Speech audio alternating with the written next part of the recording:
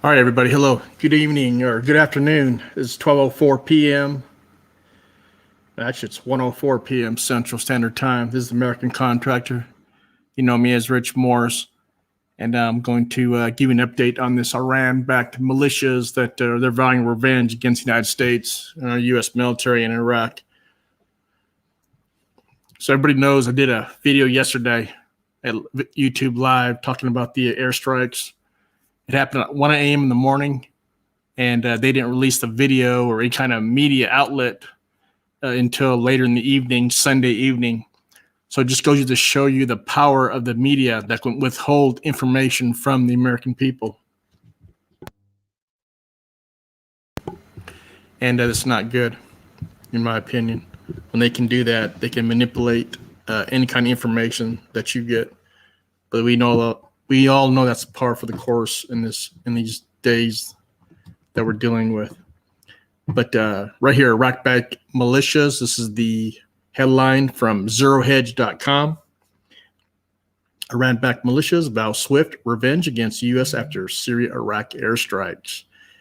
Sunday's night series of U.S. airstrikes on Syria and Iraq were the second publicly disclosed military strikes of Biden's presidency, which were described as targeting Iran-backed militias, which have been targeting American troops' positions with drone and rocket attacks. Now, I've watched the video on this, and I must say that I don't buy it. I don't buy it at all. You don't have any secondary explosions. I can show you past videos of airstrikes. They all look the same. But if I showed you an airstrike against, say, ammo depot or somebody storing a lot of ammunition or rockets or fuel, you see the secondary explosions. Let's get into this. Military action was described by the Department of Defense as follows. President Biden's direction, U.S. military forces earlier this evening, just talking about Sunday, conducted defensive precision airstrikes against facilities used by Iran-backed militia groups in the Iraq Syria border region, according to Sunday's statement in the Wall Street Journal. The Pentagon said operational and weapons storage facilities, see that? Operational weapons storage facilities had been struck near the Syrian-Iraq border at 3 locations that it said had been used by Kitab Hezbollah and Kitab Saeed al-Shuhada militia groups. Those two, plus the barter brigades, they're the most dangerous. The escalation has once again set off tensions with Baghdad, not to mention threatening to further complicate Iran nuclear talks in Vienna. At the moment, much of Iraq's government is pressuring Western forces to finally be removed from the Iraqi soil, given the anti-ISIS mission has long appeared to have been completed. The Iraqi army issued a blistering statement condemning the blatant and unacceptable violation of Iraqi sovereignty and national security. Now, remember yesterday I told you it'd be interesting to see the response from the Iraqi government. Well, we have the response. Iraq condemns U.S. airstrikes on Iranian-backed militias. Baghdad said, now this is the New York Times, just a cheap paper. When they targeted militias threatened to wage open war on American interests in Iraq. So this is the Iraq response to it. I'm going to go ahead and read it some more. This is published June 28th, 2021, 11:35 Eastern Standard Time. The Iraqi government on Monday condemned the U.S. airstrikes on Iran-backed militias near the Iraqi-Syrian border and one of the paramilitary groups targeted the attacks, vowed open war against American interests in Iraq.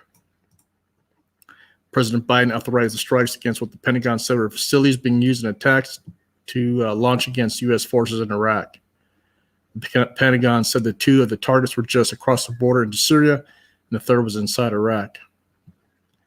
And the PM president says the blatant and unacceptable violation of Iraq's sovereignty and national security.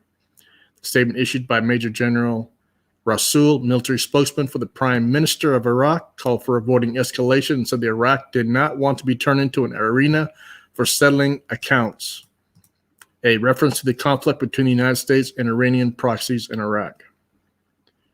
The American strikes were the latest escalation in tensions over recent revelations that Iranian-backed militias in Iraq had increasingly been used small explosive-laden drones and late-night attacks on Iraqi bases, including those used by the clowns and U.S. Special Operational Units, according to American officials.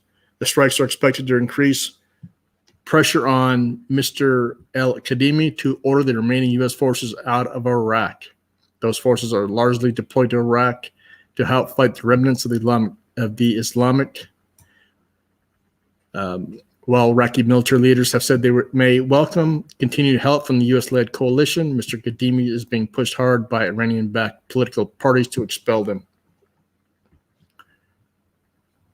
And this is the response from the terrorist organization Khatib Saeed al-Shuhada, which is another Hezbollah unit, said that 4 of its fighters stationed along the border had been killed in the airstrikes. From now on, we will go to open war with the American occupation, the first action of which is targeting the enemy planes in beloved Iraq sky. Now, this is going to increase. Like I said, they want to elevate the tensions in the Middle East. Don't be surprised if more actions are happening here in the next several weeks. It's very hot over there, so moving around and doing any kind of action, with foot soldiers, it's going to be tough. Because normally they like to stay indoors when it's 120 degrees out. Most attacks will be done at night if they do any. Let me look at Iraq Studies. This is from the New Arab. Iraq Studies legal options over U.S. air raid on Iran-aligned fighters as Blinken says hope strikes send strong message. There's the Iraqi PM. He's not too happy right now. He's getting hit by all sides. Got the Iranian side, the Iranian government, then you got the Iranian militias, backed militias. They're putting pressure on them. You got the Iraqi politicians that are in the Iranian pockets. He's getting heat from them. And then the United States also.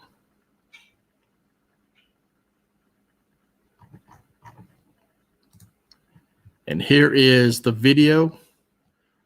I can show you the video real quick. I got it queued up to show, just let me 5 seconds till the explosion starts. And you could tell if there was a ammunition storage facility, you would see a lot of explosions or secondary explosions, and you don't see anything. You just see one explosion, and that's it. So I highly doubt if there was anything there. Plus, you don't see anybody around. You don't see anybody walking around.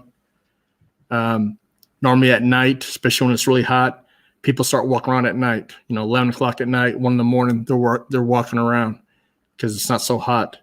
And if you look at this video, you don't see a single soul walking around.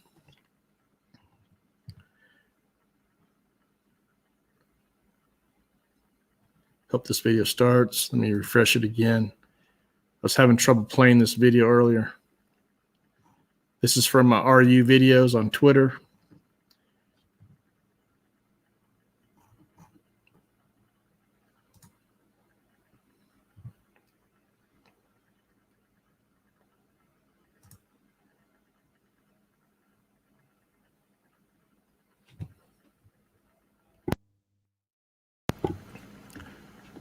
There you go. You see the explosion.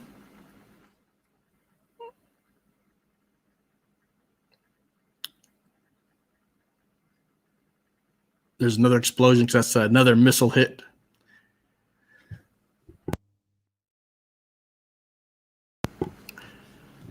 And that's all you see. If you notice on the ground, you don't see anybody walking around. You don't see anybody running out of their buildings, of the other buildings that are not being struck by a missile. You don't see anybody running around the compounds. You don't see anything. It's all like barren wasteland in the desert.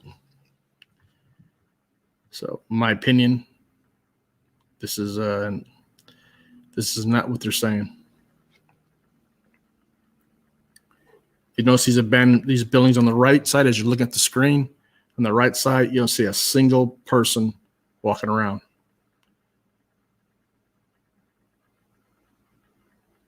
Believe me, I know how they react, man. They'll leave like anything. They'll beat feet.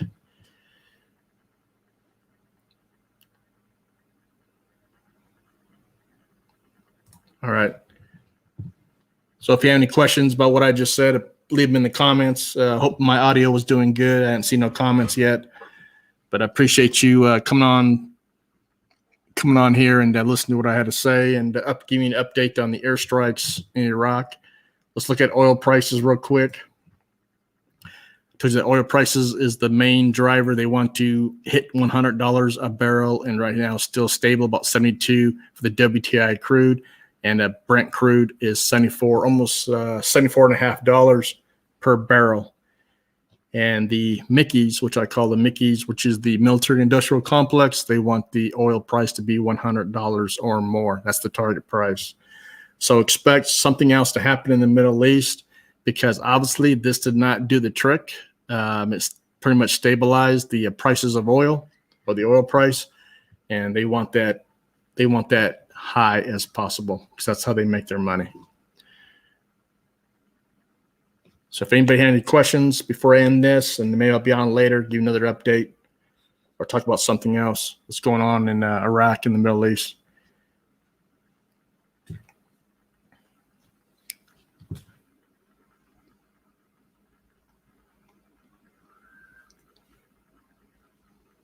All right, and I'll go ahead and end it. And this is 1:15 Central. And I'll go ahead and end it. And thank you for watching. And if you have a comment below, leave the comment. I'll reply to them. And give me a thumbs up. And please share this video. Thank you very much.